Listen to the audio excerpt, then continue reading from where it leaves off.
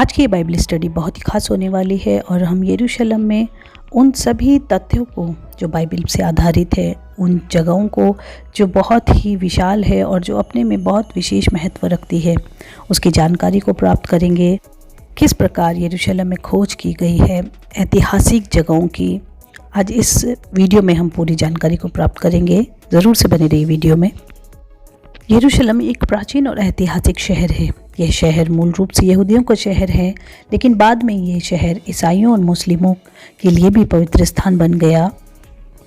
यहाँ पर सुलेमान का बनाया हुआ परमेश्वर का भवन था और अब इसके परिसर में मस्जिद, चर्च और सिनेगॉग हैं। जहाँ पर आधुनिक समय में टेम्पल माउंट है और द चर्च ऑफ होली सेपल्कर तक ये पूरा एक ही कंपाउंड हुआ करता था। और टेम्पल माउंट जिसे आज कहते हैं, यहीं पर मानव के निर्माण के लिए धूल इकट्ठी हुई थी। यह स्थान ईसाइयों के लिए, मुस्लिम्स के लिए और यहूदियों के लिए बड़ा पवित्र स्थान है। यहीं पर पहले मानव की सृष्टि हुई थी और यहीं पर खड़े होकर परमेश्वर ने इस सृष्टि की रचना की थी। इस शहर में रोमन, पार्शियन, अरब, तुर्क, क्रूसेडर्स, इजिप्शियन और इस्लामिस्ट ने राज्य किया है। 63 BC में यरूशलेम को रोमन ने अपने कब्जे में लिया। रोम की तरफ से एक लोकल ट्राइब्स के चीफ हेरोद को उस एरिया का किंग बना दिया, अर्थात हेरोदेस राजा को, जो कि यीशु मसीह से पहले था। 37 BC में किंग हेरोद ने इस शहर में बहुत से निर्माण करवाए। यहाँ पर उसने मंदिर भी बनवाया और आज तक उन अंश को देखा जा सकता है। और उसके बाद जब क्रूसेडर्स ने यरूशलेम पर कब्जा किया था, तो जहाँ पर डोम ऑफ द रॉक है वहाँ पर उसने एक चर्च बना दिया था और फिर से यहाँ पर मुस्लिम का कब्ज़ा हुआ और फिर से यहाँ पर डोम ऑफ द रॉक और अलग सा मॉस्क का निर्माण हुआ। अद्भुत इतिहास से भरा है ये यरूशलेम।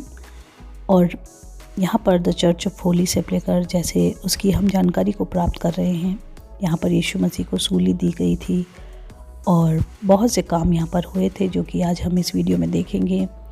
और हम बाइबल स्टडी करते हैं, इसलिए हम बाइबल के आधार पर इस जगह की स्टडी करेंगे, ऐतिहासिक जगहों की, और क्यों हमारी बाइबल इतनी ख़ास है, क्यों हमारी बाइबल से यरूशलेम में इतनी बातें मेल खाती हैं, क्यों यरूशलेम के इतिहास में बाइबल एक महत्वपूर्ण स्थान रखती है।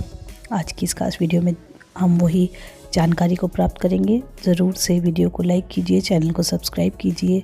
मैं हूँ वर्षा, जय मसीह की। 2007 में एक स्टडी के दौरान ये पता चला कि जहाँ पर चर्च ऑफ द होली सेपल्कर है, वहाँ पर पहली शताब्दी की 6 कब्रें पाई गई हैं। इससे पता चलता है कि the church of the holy sepulchre Yeshu Masih की क्रूस के समय पे नगर के बाहर था। जैसे हम यूहन्ना की पुस्तक में पढ़ते हैं, वो स्थान सुलेमानी मंदिर के परिसर में ही आता था, परंतु बाहर था। जिस दिन यीशु मसीह को सलीब पर चढ़ाया गया, वो फसह की तैयारी का दिन था। परमेश्वर ने मूसा को और मूसा ने इजराइलियों को परमेश्वर के सम्मुख फसह के पर्व को मनाने के लिए आज्ञा दी थी। जैसे कि आप इन फ़ोटोज़ में देख रहे हैं और जो यहाँ पर लिखा है, आप उसको पढ़ सकते हैं। क्या बातें हैं जो परमेश्वर के वचन से यरूशलेम में पाई जाती है, वो सब कुछ आपको इस पे लिखा हुआ मिलेगा। तो ज़रूर से आप इसे पढ़ सकते हैं ताकि आपकी जानकारी और मजबूत हो, आपकी बाइबल स्टडी और मजबूत हो। आप बाइबल में से 400 सुसमाचार में परमेश्वर की क्रूसिफिकेशन के बारे में, अर्थात परमेश्वर की क्रूस उठाने के विषय में पढ़ सकते हैं। और बिल्कुल उसी के आधार पर यरूशलेम में द चर्च ऑफ होली सेपल्कर की खोज की गई और सबसे महत्वपूर्ण ये खोज की गई है। और इससे हमारी बाइबल और हमारे यीशु मसीह के जीवन पर बहुत प्रकाश डाला जाता है।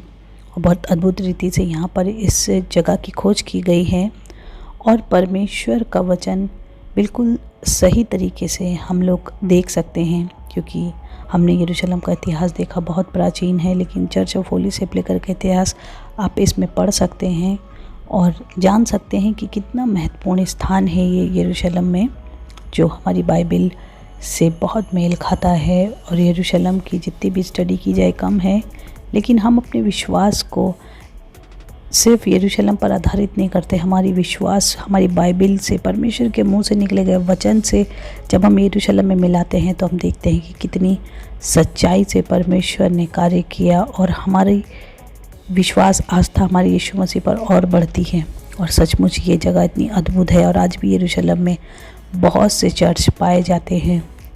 है तो टेम्पल माउंट बहुत फेमस जगह, और उस पे भी हमारे प्राचीन इतिहास है।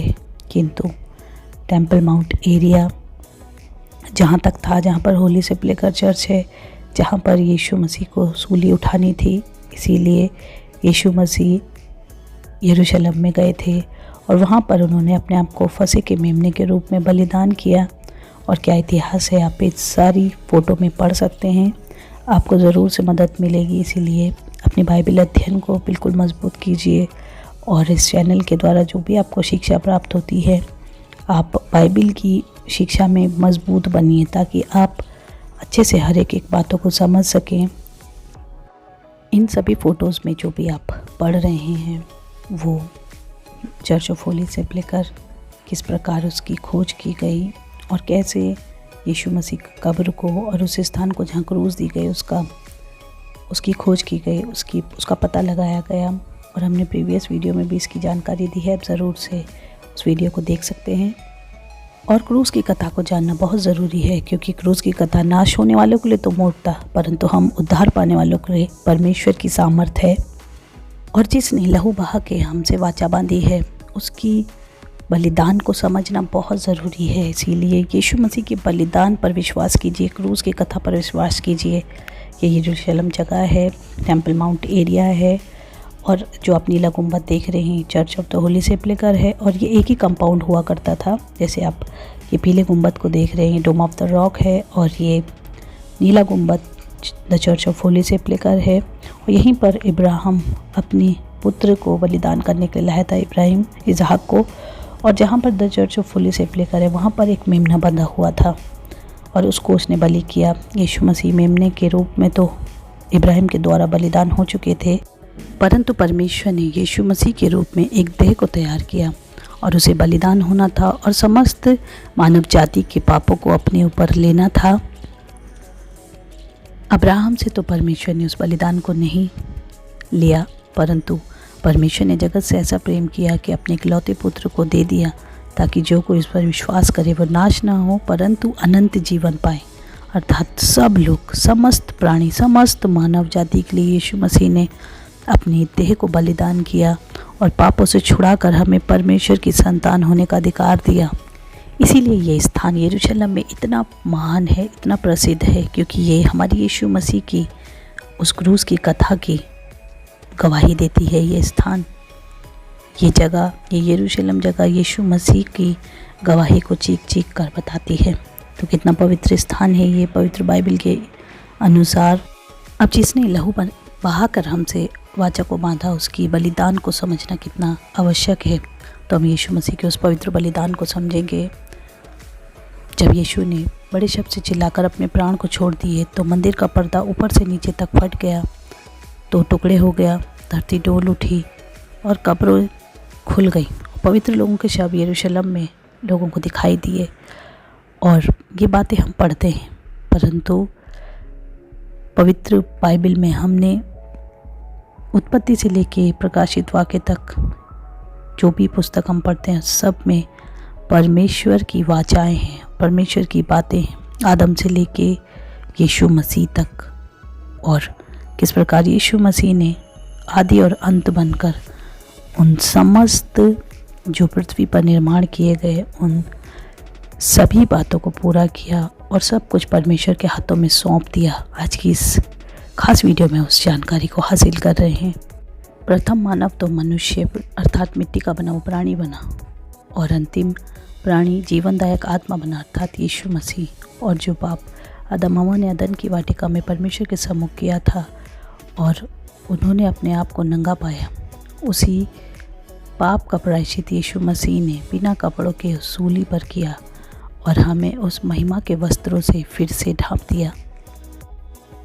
और जिस प्रकार मिल्किसेदेक याजक ने अब्राहम को दाखरस और वो भेंट की रोटियां दी, उस प्रकार परमेश्वर के पुत्र यीशु मसीह ने अपनी देह और अपने लहू को खाने और पीने की वस्तु ठहराया। और मिल्किसेदेक याजक की कोई भी वंशावली नहीं है, कोई भी उसका चित्रण नहीं है, परंतु वो परमेश्वर के पुत्र का एक रूप है। इस बात का जिक्र आप इब्रानियों 7 में और उत्पत्ति 14 में पढ़ सकते हैं। और मिल्किसिदक याजक शालेम का राजा था और यही शालेम आगे चलकर यरूशलेम कहलाया। और इस व्यक्ति के बारे में कोई उम्र का और कोई भी वंश का जिक्र नहीं है। और ये इब्राहिम को आशीर्वाद देता है, रोटी और दाखरस देता है। और प्रभु यीशु मसीह ने भी अपने पवित्र लहू और अपने बदन को हमें खाने को दिया है। जिस प्रकार परमेश्वर ने इब्राहिम को आशीष दी थी कि उसके वंश को कोई भी नहीं गिन सकता और बहुत बड़ी उसकी संख्या होगी। और उस समय तो इब्राहिम की कोई भी संतान नहीं थी और वो अपने विश्वास के द्वारा धर्मी ठहरा। परंतु परमेश्वर ने यीशु मसीह के बलिदान के बाद एक बहुत बड़ा वंश यीशु मसीह पर विश्वास करने वाला हो गया। और आज तक उस वंश की गिनती नहीं हो सकती जो आशीष परमेश्वर ने अब्राहम को दी थी। वो यीशु मसीह के द्वारा इतनी पूर्ण हुई कि यीशु मसीह के कतरा कतरा लहू बहाने के बाद यीशु मसीह पर विश्वास करने वालों की संख्या इतनी बढ़ गई है कि आज तक उसकी गिनती नहीं हो सकती कि वो कितने लोग हैं। और जब यीशु मसीह ने सलीब पर अपने प्राणों को त्याग दिया तो वो मंदिर का पर्दा ऊपर से नीचे तक 2 भाग हो गया, अर्थात पवित्र महापवित्र स्थान में जाने का हियाव हो गया। और वो पर्दा कोई साधारण पर्दा नहीं था। उस पर्दे की लंबाई और चौड़ाई बहुत मोटी थी और उसके अंदर जाने का किसी को भी हियाव नहीं होता था। जिसके काम धर्मी थे बस वही उसके अंदर जा सकता था। और यीशु मसीह ने 2 टुकड़े करके उस पर्दे को परमेश्वर से हमारा मिलाप कराया। और बहुत पवित्र जगह का वो पर्दा था और वहाँ पर परमेश्वर की उपस्थिति रहा करती थी। 60 फीट इसकी लंबाई थी, चौड़ाई 30 फीट थी और मोटाई 4 इंच थी।